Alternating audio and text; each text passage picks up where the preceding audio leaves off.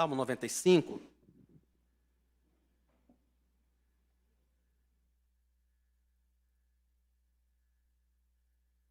A partir do versículo 1.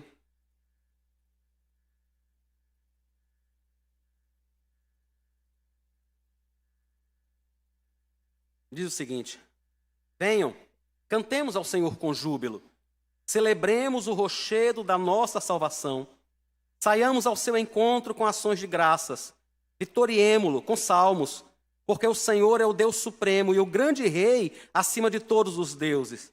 Nas suas mãos estão as profundezas da terra e as alturas dos montes lhe pertencem.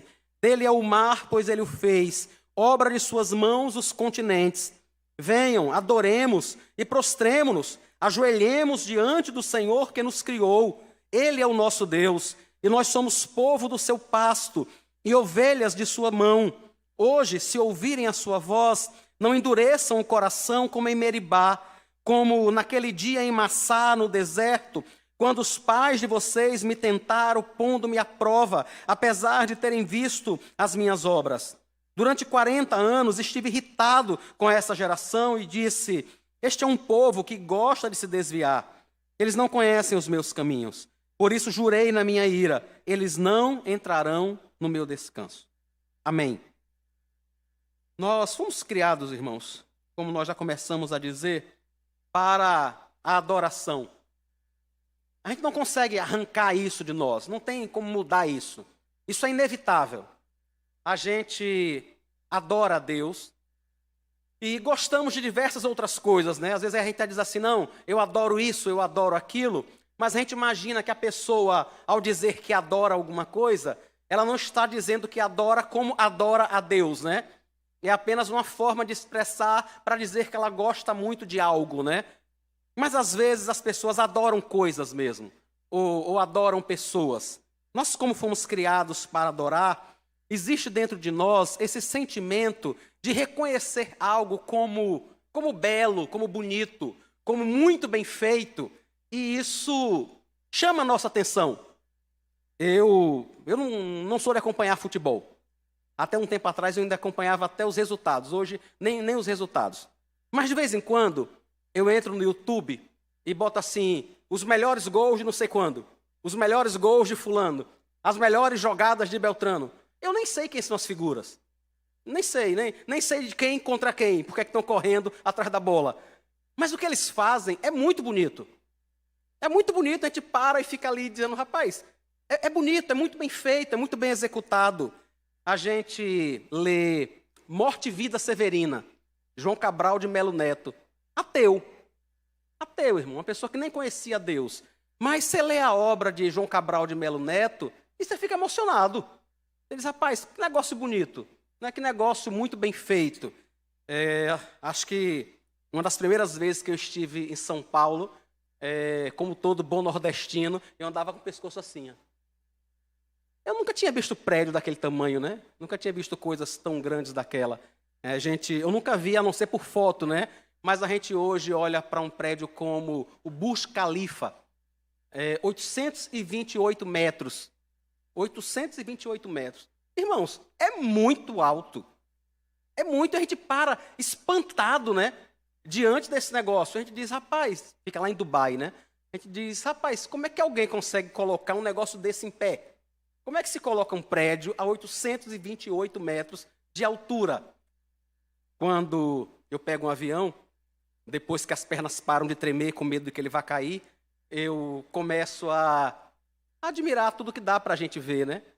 É a mesma coisa sempre, irmãos, é o mesmo sentimento. O que demora um pouco mais, um pouco menos, é as pernas pararem de tremer. Mas assim que isso acontece, eu olho pela janela e fico paralisado, sabe, estupefato, com tudo que vejo, com as nuvens, com o fato de ver um negócio pesado daquele jeito, voar durante tantas e tantas e tantas e tantas e tantas horas. Tem muita coisa, irmãos, no mundo que atrai nossa atenção, né? Que a gente diz assim: rapaz, que negócio bonito, que negócio bem feito. O salmista está dizendo e nos convidando a termos esse sentimento diante de Deus. Ele está dizendo: olha, tudo isso que você vê, a sabedoria que tem um homem para construir um prédio de 828 andares, para construir um avião que supera a barreira do som, a capacidade que tem um homem de fazer as esculturas de Rodin, por exemplo, ou de tantos outros. Tudo isso veio de Deus, irmãos. Foi Deus quem deu. Nunca veio de nenhum outro lugar. Quando você pega os quadros de Miró e você admira, você diz, rapaz, que negócio bonito, que negócio bem feito. Foi Deus quem inspirou. Foi Deus quem fez isso. E o salmista diz, então venha, vamos cantar. Vamos cantar, ele está dizendo no versículo 1, né? Venham, vamos cantar, vamos celebrar. No versículo 2, vamos sair ao seu encontro e vamos aclamá-lo. É o que diz essa palavra aí, vitoriêmulo, né? A gente para assim, o que é vitoriêmulo? O que é vitoriar? É a ideia de aplaudir, de aclamar, de reconhecer, de louvar. E o salmista diz, venha, vamos adorar, no versículo 6, mais uma vez. Vamos adorar, vamos nos prostrar, vamos nos ajoelhar. Porque eu e você não deveríamos nos ajoelhar diante de homem nenhum, diante de pessoa alguma. Por mais que seja bonito o que essa pessoa faz, por mais que a gente reconheça a beleza da obra, mas a distância, irmãos, entre o que nós vemos como beleza aqui no mundo e aquilo que Deus faz é tão grande, que o salmista diz, a única coisa que nós podemos fazer é cair de joelhos. Cair de joelhos. Eu nunca vi um anjo. Nunca vi. Mas Daniel, quando viu um anjo, depois os irmãos podem conferir a narrativa lá em Daniel, quando viu um anjo, ele caiu com o rosto em terra. Ele simplesmente caiu de frente. E ele não conseguia levantar. O anjo tocou nele e ele ficou de 4. E ele disse, eu sinto muitas dores. Mesmo depois que o Senhor falou comigo, eu continuo a sentir dores. Ele não caiu porque ele queria adorar o anjo. Ele caiu diante da presença de um ser, de uma espécie completamente diferente da dele. Eu fico imaginando se aparecesse um anjo aqui agora, né? Se esse anjo se materializasse e nós o víssemos. Como é que isso seria? Agora imagina, irmão, se nós tivéssemos o privilégio de ter uma visão como a de Isaías diante do trono de Deus, em Isaías 6, né? Ele contempla o Senhor em sua adoração, as suas vestes cobrem todo o templo, e os serafins estão em torno dele, clamando, santo, santo, santo, é o Senhor dos exércitos. Quando ele fala, né? O local se enche da sua glória, se enche da sua presença. E o salmista diz, esse Senhor é real. Eu e você precisamos nos reconhecer isso, irmãos, e nos voltar para Ele nesse tipo de adoração. Cada vez que eu e você olharmos para alguma coisa assim muito espetacular, cada vez que você, por exemplo, assistir uma apresentação do Cirque du Soleil, honre a Deus pela habilidade, pela capacidade que dá às pessoas de fazerem tudo aquilo. Sabe, cada vez que você vê um bom solo de guitarra, não é, Vinícius?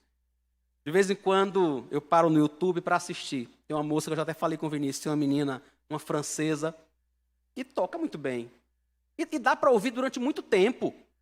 Porque é impressionante aquilo que ela faz. É simplesmente impressionante.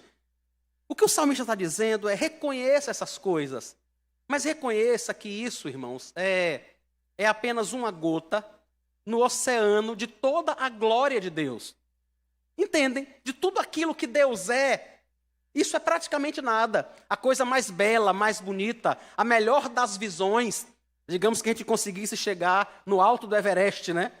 Depois de muito preparo, de muito esforço, de várias tentativas, as pessoas narram que chegam lá em cima e às vezes não sabem nem o que dizer.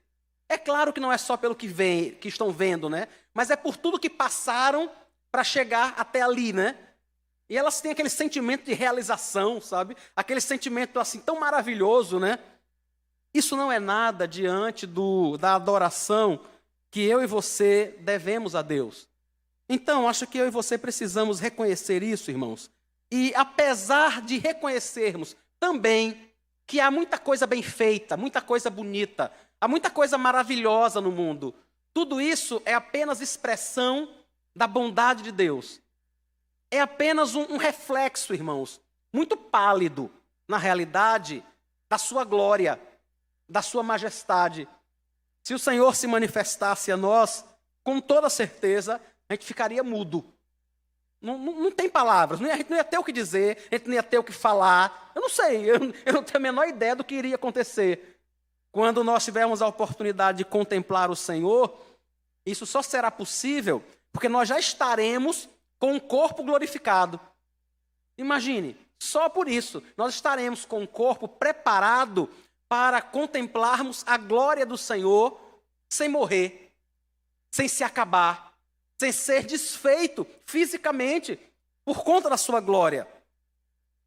O salmista então convida a mim e a você para que a gente reconheça isso, para que a gente se volte para Ele, para que diante de qualquer coisa a gente entenda que Ele é muito maior. Ele é muito maior. A minha mãe, a sua mãe, os nossos pais fizeram coisas maravilhosas por nós, nos educando. Alguns pais chegam a dar a sua vida, né? A dar a sua vida para tentar salvar um filho. Alguns pais, às vezes, perdem a sua vida tentando salvar um filho. E a gente reconhece isso, né? A gente diz, rapaz, impressionante. Mas o Senhor Deus fez muito mais. Ele simplesmente entrega o Filho dele, irmãos, para nos salvar. Então, todo ato heróico, por mais heróico, bonito, ou seja lá o que for nesse mundo, e é bonito mesmo, não se compara com aquilo que é o próprio Deus e com aquilo que Ele tem feito. O salmista, então, começa a dizer como nós devemos nos aproximar dele. Versículo 1. Venham e cantemos ao Senhor com júbilo. Com júbilo. Versículo 2. Façamos isso com ações de graças. Vamos aplaudi-lo, vamos vitoriá-lo, né? Vamos aclamá-lo com salmos. É o modo como nós precisamos nos aproximar do Senhor, irmãos.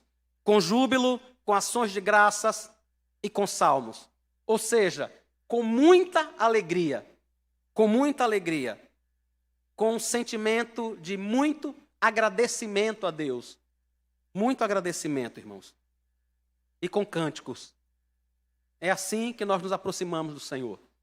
É assim que o salmista nos convida. Ele diz, olha, se aproxime de Deus, mas se aproxime com um coração jubiloso. Se aproxime com um coração grato, grato de verdade. Se aproxime cantando ao Senhor, celebrando o seu nome. Eu nunca estive num estádio, na realidade eu só fui a estádio de futebol uma vez. Mas imagino como deve ser a torcida cantando a música do time, né? E você chegando no momento em que a torcida está fazendo isso, e como você começa a ouvir de longe e a cantar junto. Não é como aquilo contagia. Você não chegou no lugar ainda, mas você sabe que é um momento de decisão, é um momento importante. E a torcida está ali cantando, incentivando o seu time, batendo no peito com orgulho por defender aquele time. E você que se identifica com aquilo, quando começa a se aproximar, já começa a cantar. Não é assim que acontece. As pessoas simplesmente começam a se juntar. O salmista diz, é isso que acontece conosco quando nós nos aproximamos de Deus. Deveríamos nos aproximar assim, cantando como aqueles anciãos estão fazendo, como os seres viventes estão fazendo, que nós lemos lá em Apocalipse 4. Cantando diante do Senhor, celebrando o seu nome. Por que, irmãos, nós podemos fazer isso? Na realidade, devemos fazer isso. Ele explica no versículo 1. Porque Ele é o Senhor. É o que diz o versículo 1. Ele é o Senhor. E não é um Senhor, irmãos, com S maiúsculo, como nós nos referimos de forma respeitosa a alguém, né? É um Senhor com S maiúsculo. Ele está se referindo aqui àquele nome impronunciável de Deus, né? O chamado sagrado tetragrama, né? Ele está se referindo ao nome de Deus, que é o próprio Senhor. É interessante isso. O nome de Deus é o próprio Deus, irmãos. Quando o mandamento diz para a gente não tomar o nome do Senhor Deus em vão, ele está dizendo para eu e você respeitarmos o Senhor. O seu nome carrega a sua glória. E é isso que o mandamento está dizendo. E é isso que o salmista está dizendo. Venha, cante, celebre, se ajoelhe, se prostre, com júbilo, com ações de graças, com salmos, porque Ele é Senhor. O versículo 2 diz que Ele é o rochedo da nossa salvação. O versículo 3 diz que Ele é o Deus Supremo. Ele é o grande Rei. Ele merece, irmãos, toda a adoração. Toda a adoração é devida ao Senhor, porque Ele é o único que pode salvar. É o que diz o final do versículo 1. O rochedo da nossa salvação. Ele está se referindo a um local onde a gente sobe para se amparar de todo o resto, do ataque de alguém, da água, de uma onda ou de uma coisa parecida. A ideia aqui é de uma rocha realmente muito grande, que se estivermos em cima dela, nada pode nos atingir. E o salmista diz, o Senhor é esse rochedo da nossa salvação, é o Deus Supremo e é o grande Rei. Para lembrar, no final do versículo 3, ele diz, acima de todos os deuses. Paulo vai escrever aos Coríntios e dizer que não há outros deuses, irmãos. Não há outros deuses. Não existem. Os ídolos não passam de maquinações humanas, né? Você pode cortar uma madeira, seja de ouro, seja de prata, seja lá do que for. As pessoas podem adorar, mas eles não existem. Ídolos não existem, deuses não existem. Mas o Senhor deixa claro que Ele é o grande Rei, mesmo acima de qualquer outro Deus que o homem possa querer inventar. Qualquer outra coisa que o homem queira inventar, ele diz, Deus é o grande Rei acima desses deuses. Sempre que eu leio um texto desse, irmãos, eu fico pensando em algumas coisas que a gente se sente compelido a fazer, porque a gente entende que é o certo, porque a gente entende que tem que ser assim. Por exemplo, quando alguém de alguma forma maltrata nosso filho. Nós temos uma criança pequena e uma pessoa voluntariamente, premeditadamente, de algum modo, machuca nosso filho. Quando alguém, porque quis, sabendo o que estava fazendo, fere nossa esposa, fere nosso esposo, machuca nossa mãe, machuca fisicamente. E a gente é tomado de um sentimento que parece que a gente se sente obrigado a reagir de uma forma igual ou pior. Se você deu um tapa, se você machucou meu filho, eu vou arrebentar você. Para que você nunca mais faça isso.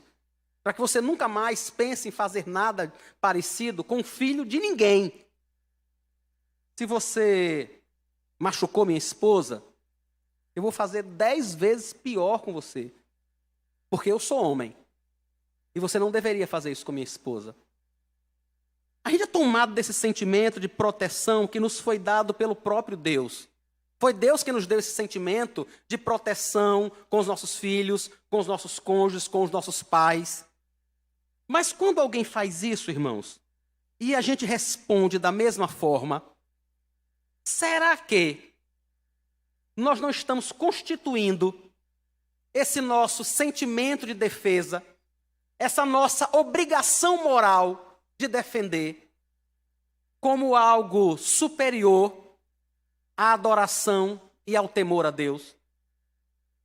Será que se a gente soubesse fulano de tal bateu no meu filho, porque quis, por pura maldade, não foi por outra coisa não, e antes de fazer alguma coisa com essa pessoa, se a gente orasse a Deus, se a gente pedisse a Deus que guiasse os nossos passos, que guiasse a nossa direção, as nossas próximas atitudes, será que nós íamos espancar a outra pessoa?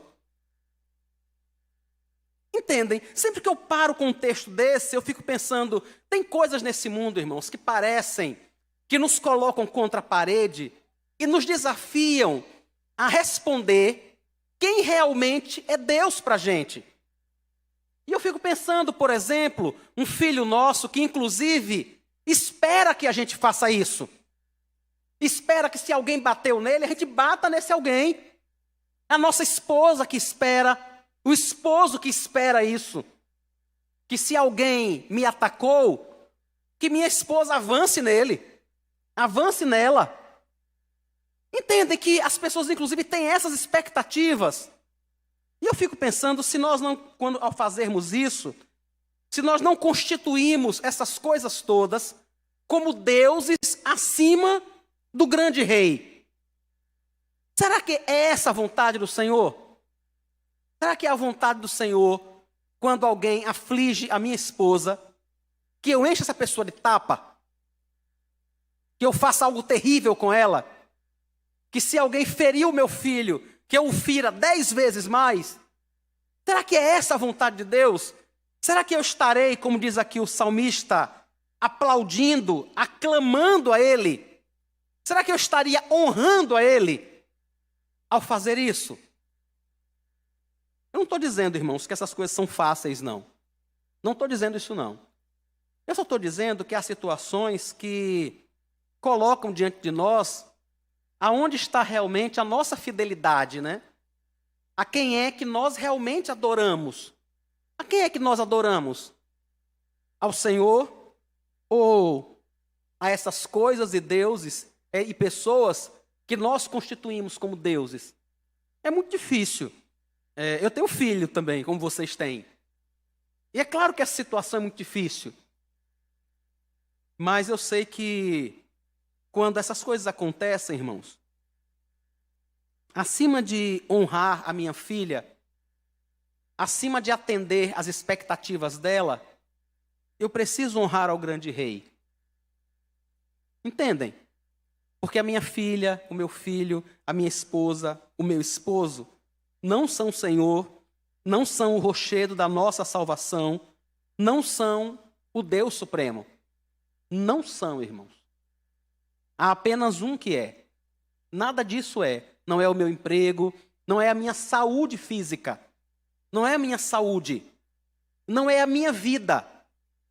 Não é a minha vida, irmãos, que pode ser constituída acima desse Senhor. Principalmente porque tudo está na mão dele. Dizem os versículos 4 e 5. Nas suas mãos estão as profundezas da terra, e as alturas dos montes lhe pertencem. Dele é o mar, pois ele o fez. Obra de suas mãos, os continentes. Irmãos, imaginem que há um ser que do nada criou o globo terrestre sobre o qual nós estamos. E que criou todo o universo. O texto está dizendo que foi o Senhor quem criou as placas tectônicas. Foi Ele que fez isso. Aquele tsunami que acontece, se eu não estou enganado, em 2004, na Indonésia, e que varre tudo ali, foi apenas um pequeno ajuste, né? Numa placa tectônica. Só isso. Essa placa foi criada por Deus. Os ajustes são promovidos por Ele.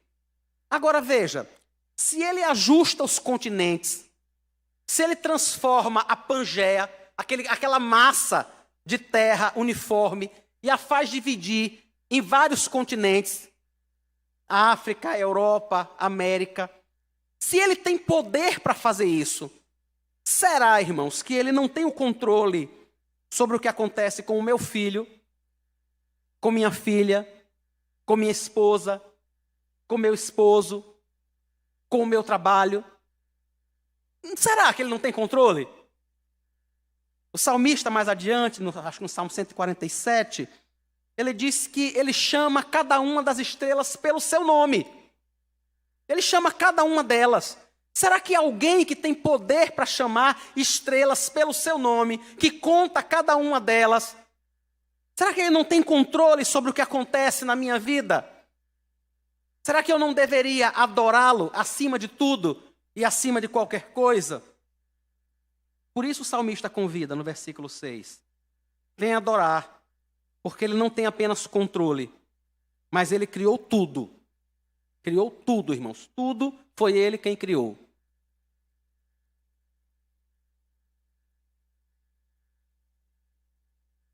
Diz o versículo 7. Ele é o nosso Deus. Ele não é uma pessoa qualquer. Ele não é alguém com poder. Ele não é uma pessoa dono de 1.600 ogivas nucleares preparadas para serem usadas. Ele é aquele de quem, diante de todo o poder bélico do nosso planeta, isso não passaria de um traque de massa. Lembra aqueles traquezinhos de massa que os meninos jogam no chão? Aqueles estalinhos, né? Tudo isso diante dele seria muito menos do que um estalinho daquele. Muito, muito, muito menos. Ele criou tudo, irmãos. E criou a mim e a você também. Coroa da criação. Criou pessoas para que nós o adorássemos, para que nós o reconhecêssemos, para que nós pudéssemos olhar para tudo aquilo que está ao nosso redor, nossa família, nosso trabalho, nossa saúde, nossa reputação, tudo isso, olhar para tudo isso e entender que Ele é maior. Ele vale, irmãos, muito mais, muito, infinitamente mais do que a nossa reputação. Alguém pode olhar para a gente e dizer, mas como é que você deixa isso acontecer? Como é que você não fez nada? Se você deveria fazer isso, se você poderia fazer aquilo. E algumas vezes nós não podemos fazer nada, porque isso não iria honrar ao Senhor. Isso simplesmente não honra a Deus, não glorifica a Deus. E nós somos chamados a adorá-lo porque fomos criados para isso. É isso que ele está dizendo. Nós somos ovelhas do seu pasto. Nós podemos, irmãos, como ele fala a partir do final do versículo 7, não adorar ao Senhor. Diz o final do versículo 7. Hoje, se ouvirem a sua voz, não endureçam o coração como em Meribá, como naquele dia em Massá no deserto, quando os pais de vocês me tentaram, pondo-me à prova, apesar de terem visto as minhas obras. Ele está misturando aqui dois momentos. Um momento em que o povo tem sede, e eles pressionam Moisés, e dizem assim, será que você não sabia que tinha sepulcros suficientes no Egito para a gente morrer lá? Você tinha que tirar a gente do Egito para a gente morrer aqui no deserto, de sede. Um outro momento é quando eles param diante das muralhas de Jericó, aqueles espias voltam e dizem, nós não podemos tomar a cidade. Ela é muito grande, ela é fortemente armada. Os seus soldados são gigantes, são simplesmente gigantes. Nós não podemos fazer nada. O salmista diz que, apesar deles terem visto tudo o que Deus fez no Egito, as 10 pragas, irmãos, tudo o que Deus fez no Egito, teve um momento em que em toda a terra do Egito havia escuridão, menos na terra de Gozém. Era onde estava o povo de Deus. Lá havia luz. E não era luz elétrica não, viu? Lá havia luz. Todo o restante do Egito estava escuro. Essas pessoas viram, irmãos, Deus abrir o mar vermelho e elas passaram a pés enxutos. O que tentando fazer, o exército de Faraó morre afogado. Todo mundo se afoga. Depois que o povo de Deus passa, ele fecha o mar e todo mundo que tenta passar se afoga. E Deus diz, vocês viram eu fazer tudo isso? Vocês viram o quanto eu sou poderoso? Vocês viram o meu empenho em tirar vocês do Egito? Como é que agora vocês pensam que eu vou matar vocês de sede? Entendem? Ele diz, me diga, aonde é que cabe isso na sua cabeça? Eu fiz tudo isso para tirar vocês do Egito e agora eu vou matar vocês de sede no deserto. Eu fiz tudo isso para tirar vocês de lá e agora vocês chegam diante da muralha de Jericó e eu não posso fazer mais nada. e eu não posso cumprir a minha promessa. Isso é dureza de coração, irmãos. Isso é não entender a soberania do Senhor.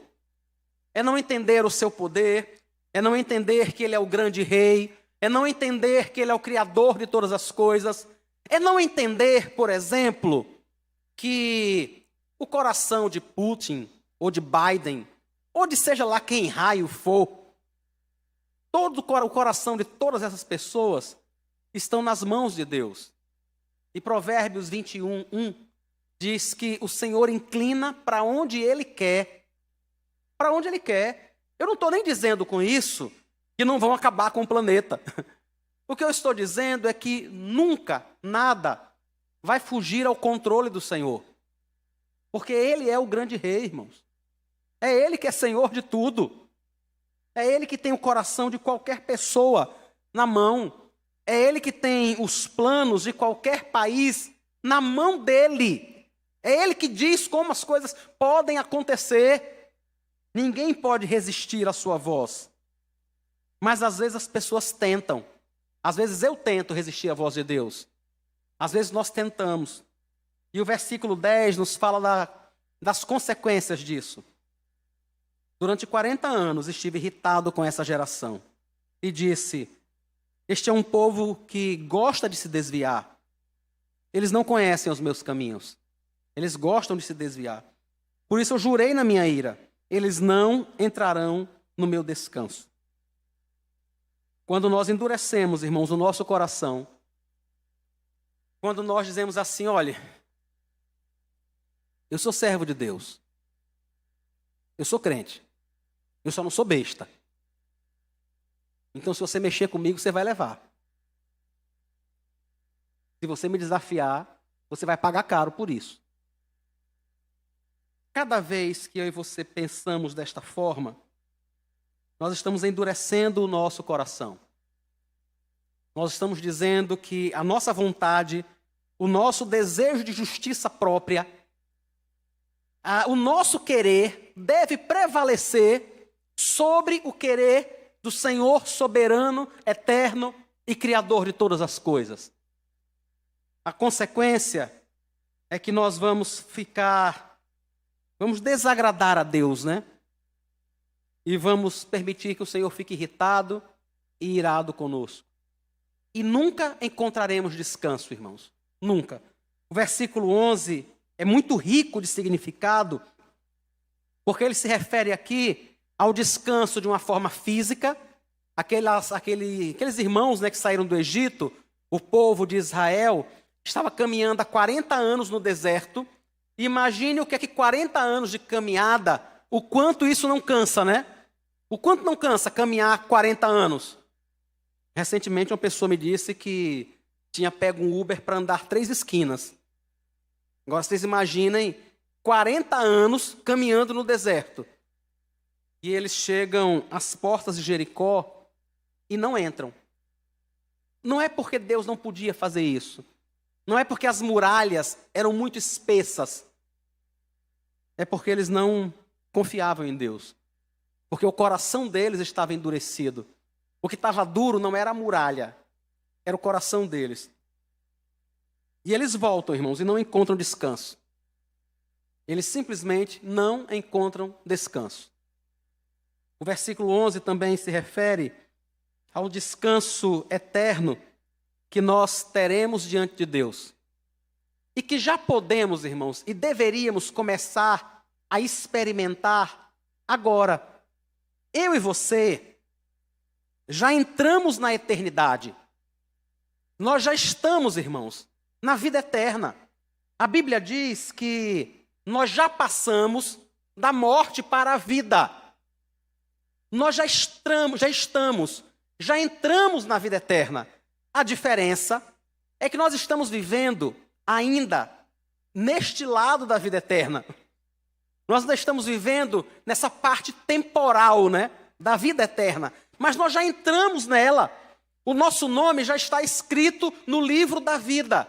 Nada pode tirar o nosso nome de lá. nada pode mudar o nosso destino final, a nossa chegada, nada pode mudar o fato de que nós vamos nos ajoelhar diante do Senhor e o adorar. Nada pode mudar isso.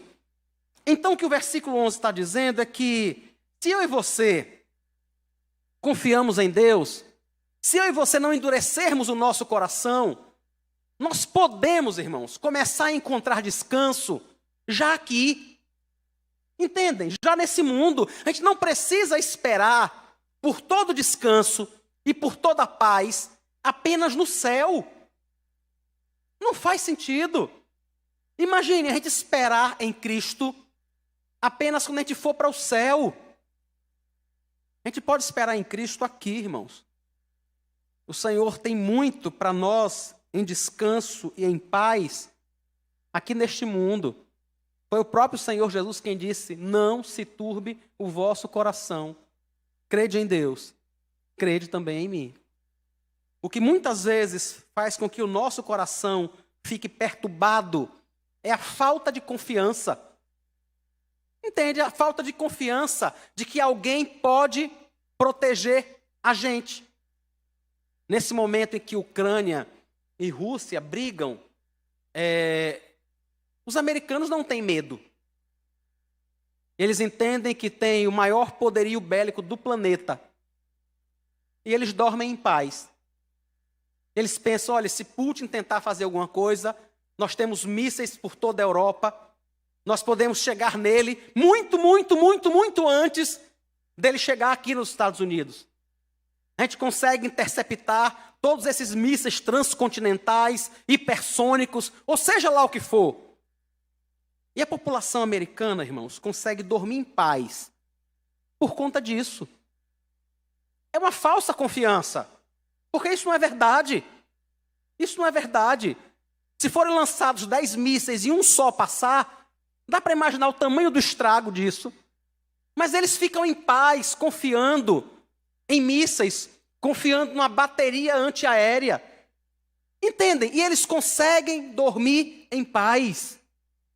A pergunta é: por que eu e você precisamos ficar desesperados? Por que a gente precisaria ficar desesperado diante das coisas que nos acontecem neste mundo? Se, como diz aqui o versículo 7, nós somos ovelhas de sua mão.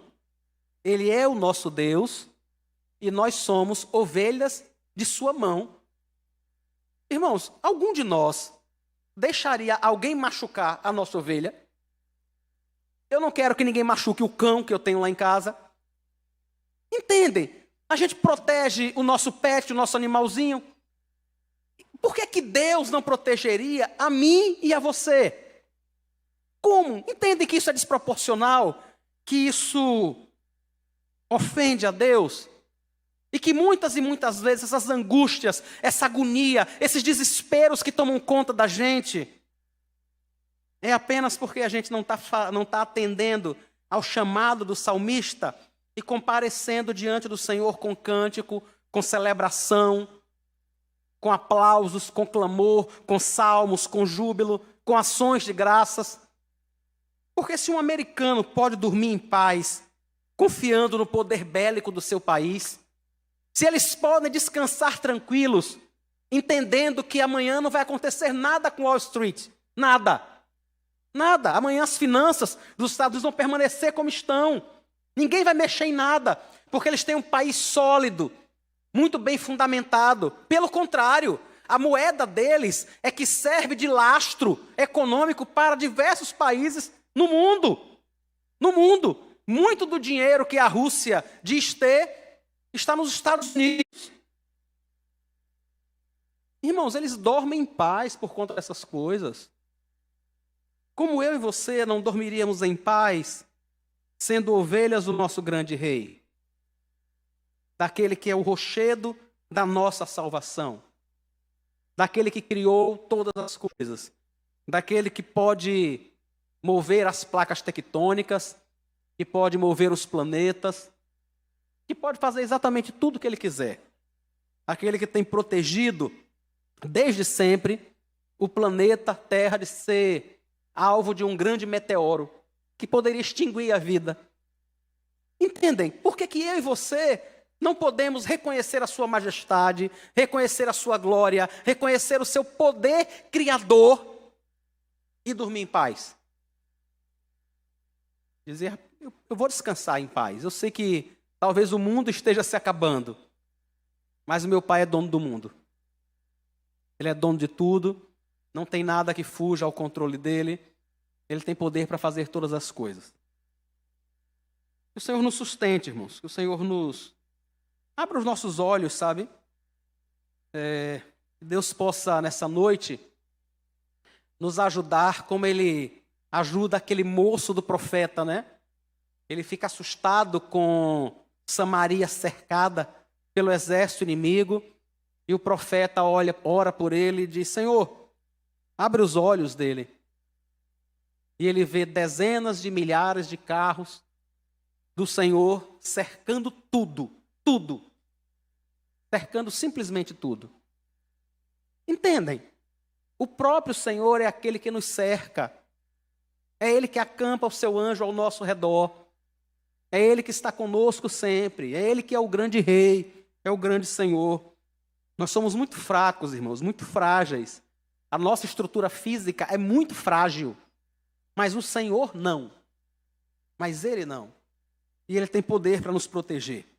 E no dia que o nosso corpo falhar de forma definitiva, no dia que o nosso corpo não suportar mais a vida aqui nesse mundo, na realidade, nós só teremos vantagem. Nós estaremos começando agora a segunda parte da nossa vida eterna, no céu com o Senhor, sem mais nenhum tipo de problema ou dificuldade. Vamos orar ao Senhor e agradecer por sua palavra.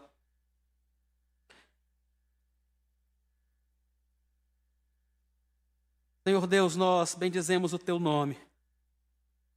Nós te adoramos, nós te glorificamos, nós te rendemos graças, porque não há outro como o Senhor. Não há Deus semelhante a ti. Deus Todo-Poderoso, Criador dos céus, Criador da terra, Criador de tudo que existe. Aquele que mantém e que sustenta todas as coisas segundo o teu querer. Ó Deus, ajuda-nos a entender, Pai, que nada acontece neste mundo sem ser a tua vontade. Ajuda-nos a descansar no fato de sabermos que somos ovelhas do Senhor, de um grande e todo-poderoso Deus, de um Senhor eterno e santo. Ajuda-nos, Deus, perdoa a nossa fraqueza, que muitas vezes conseguimos encontrar paz no dinheiro que nós temos aplicado no banco, mas não conseguimos encontrar paz no teu cuidado.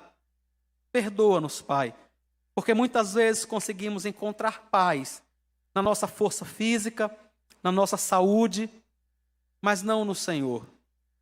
Nos perdoa, Deus, nos perdoa pelos ídolos que nós criamos. Nos perdoa quando nós descansamos no nosso plano de saúde, mas não no teu amor. Nos perdoa, Deus, quando nós descansamos na habilidade do melhor médico que vai atender a gente, mas não descansamos naquele que é o médico dos médicos. Ajuda-nos, Senhor. Abre os nossos olhos. Abre os nossos olhos, Pai, para vermos tudo que o Senhor já fez e que o Senhor está fazendo por nós. O modo maravilhoso como o Senhor tem guardado o teu povo, cuidado da tua igreja. Abre os nossos olhos, Deus, para que nós possamos de verdade entrar no teu descanso. Nós oramos agradecidos ao Senhor no nome de Jesus. Amém.